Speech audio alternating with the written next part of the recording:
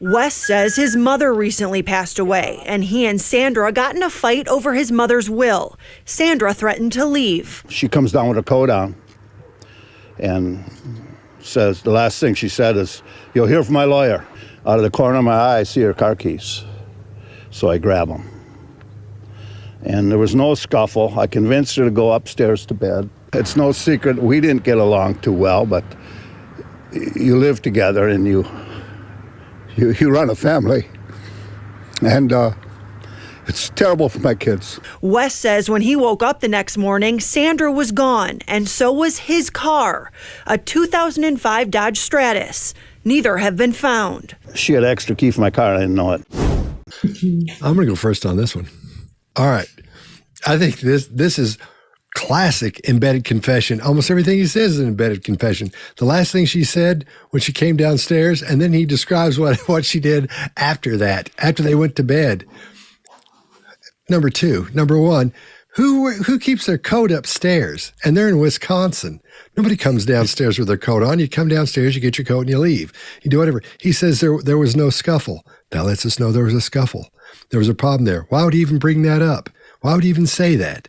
Then he says, I noticed, I looked down and saw her keys in her hand. I saw that out of the corner of my eye. You kidding me? Then he realizes what he's done. And then he says at the end there, I didn't know she had an extra set of keys in my car. Really, really fast. These are all classic embedded confessions, right? All that make up an embedded confession. This should be studied, I think, because it's so classic. Maybe he hasn't been caught yet, I don't know, but here's what I think happened. I think he killed that woman. I think she came downstairs and was yelling at him about it. They were yelling because they didn't get along, from what everybody says. He offs her, puts her in the car, drives it out, puts it in the water, somehow gets back to the house, but he's got the keys with him. So they're going to wonder why he's got the keys. Maybe they haven't found them yet. Apparently, maybe they haven't, but they're going to. And they're going to say, "How did you get back? Why do you have those keys?" Because he needed them to get back in the house. And he's used to having them. He just put them back in his pocket when he threw the car. And I bet you it's in a lake somewhere.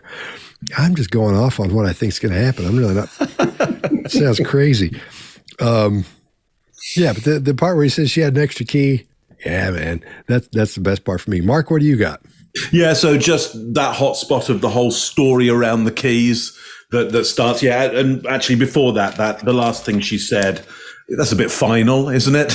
That's a bit final. Anyway, but yeah, this whole kind of story of the keys comes up. So just add to a little bit of nonverbal to that is he averts gaze on she had an extra set of car keys, and then his head comes up and he locks gaze, I think, to check out, you buying that one? Because you really need to buy that story because there's a bit of a problem with the keys. So yeah, he really puts his foot in it on the keys, I would say. That's all I got on that one. You did a great job on that. Chase, anything extra on this one?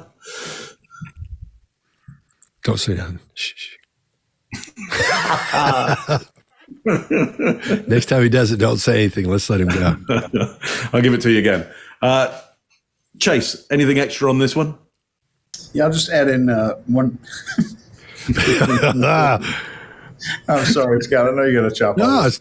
No, it's totally cool. I'm not going to. I'm leaving that one in. All right.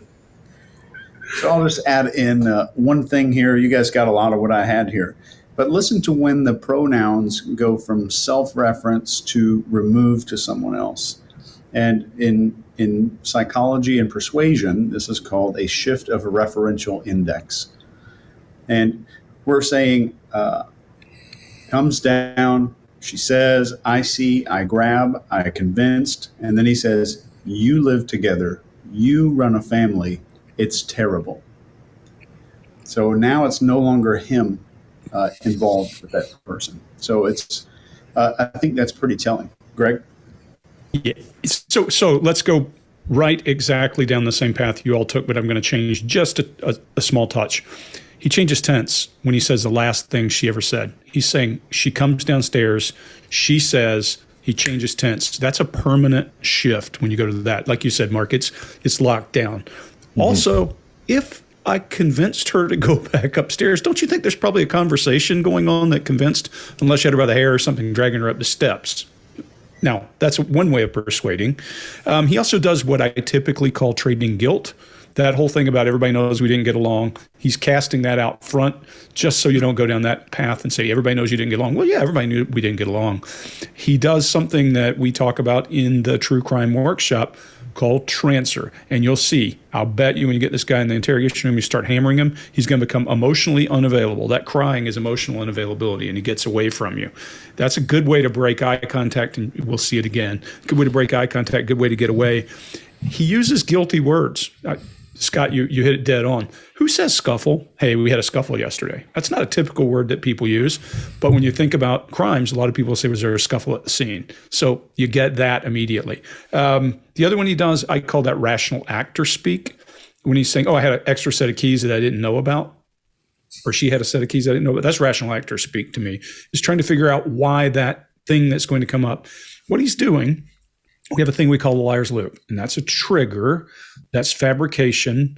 That's fabrication, deconflict, pitch, and defend.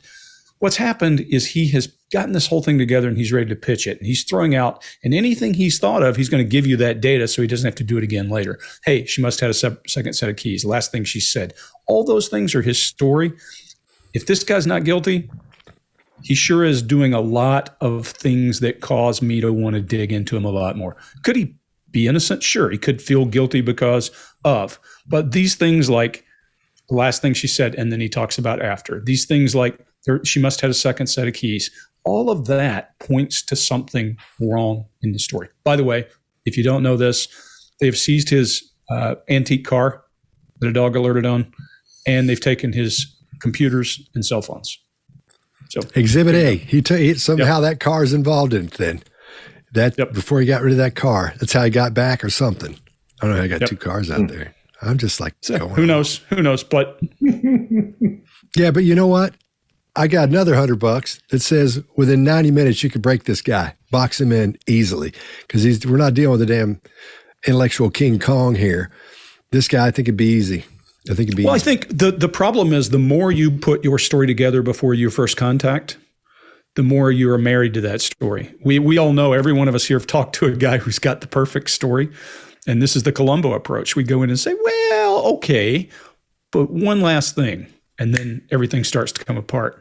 Those keys, that second set of keys, are 20 years old. They came with the car, that kind of thing. You just got to come and find a reason why.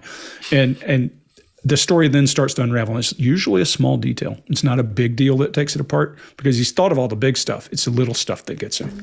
Reverse timelines, those kinds of things. Right? Yeah. Wes says his mother recently passed away, and he and Sandra got in a fight over his mother's will. Sandra threatened to leave. She comes down with her coat on and says, the last thing she said is, "You'll hear from my lawyer." Out of the corner of my eye, I see her car keys. So I grab them. And there was no scuffle. I convinced her to go upstairs to bed. It's no secret we didn't get along too well, but you live together and you run a family. And it's terrible for my kids. Wes says when he woke up the next morning, Sandra was gone, and so was his car, a 2005 Dodge Stratus. Neither have been found. She had an extra key for my car, I didn't know it. If you like this video, get the full body language breakdown and analysis on our main channel by clicking this video right here.